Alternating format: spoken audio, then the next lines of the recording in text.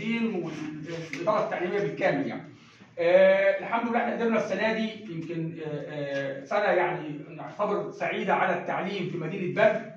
احنا فتحنا المدرسه الحمد لله في اول يوم فيها ثانوي بنات، عندنا ثانوي صرايع بنات، عندنا صرايع بنين ان شاء الله احنا مخلصينها وبنسلمها للاداره التعليميه والاداره التعليميه عشان تفتتحها ان شاء الله. ممكن الدكتور يبقى على الترم الثاني بامر الله، احنا نامل هذا يعني، نامل هذا يعني ايه، واي دعم واي حاجه في المدرسه احنا متواجدين معاكم. التجار الحمد لله فتح.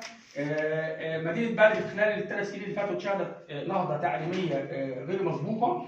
بنقول لكم طبعا احنا جايين معاكم النهارده، احنا كل اللي احنا بنعمله، كل المجهود اللي الجهاز بيعمله او الاداره التعليميه او الابنيه التعليميه الدوله المصريه كلها، المجهود كل اللي بتعمله ده عشان خاطركم انتم، مش عشان خاطر حد تاني. احنا خلاص رايحين، احنا كلها سنتين ثلاثه وحال على المعاش وماشيين يعني. انتوا اللي جايين، انتوا الجيل اللي جاي، فلازم انت بنتنا بتقول من اهم سمات النجاح في الحياه الاخلاق طبعا رقم واحد.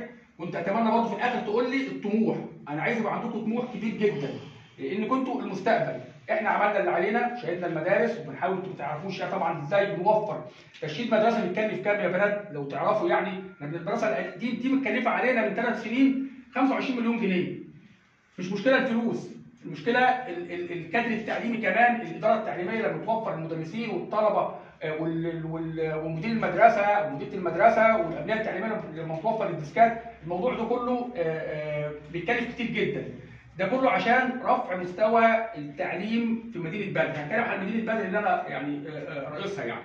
الحمد لله احنا انتوا مش متخيلين، انا اصلا يمكن سعادتي تفوق سعادتكم بكتير جدا، ويمكن تفوق حتى سعاده الدكتور ناصر والاداره التعليميه، ان احنا بندخل خدمه جديده متميزه لمدينه بدر.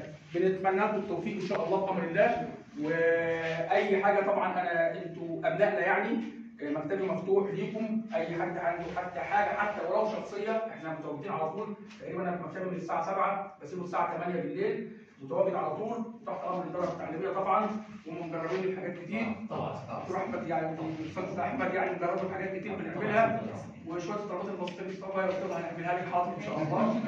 تحت امركم في اي حاجه، والف مبروك عليكم المدرسه الجديده. اول حاجه لازم اشكر الدكتور حمار على المجهود اللي عمله معانا في التعليم كله، مش المدرسه دي بس بصراحه يعني هو وقف معانا في المدرسه دي بس ما كانش هيشتغل يعني. شويه حاجات هي كلفت مبالغ بس يعني حاجات بالنسبه لها بسيطه يعني، بس يعني هي كانت عايزه فلوس. الجهاز وفر لنا الفلوس دي وعملناها لكم.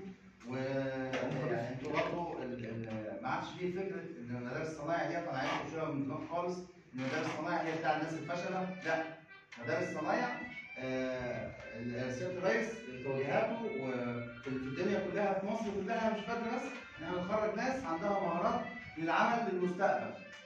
مهارات العمل للمستقبل، المهارات دي عشان برضه يبقى في فكره كويسه. لا، في دلوقتي جامعات تكنولوجيه، يعني تتخرجوا خشوا جامعات تكنولوجيه، مش بس دبلوم صنايع واقعد.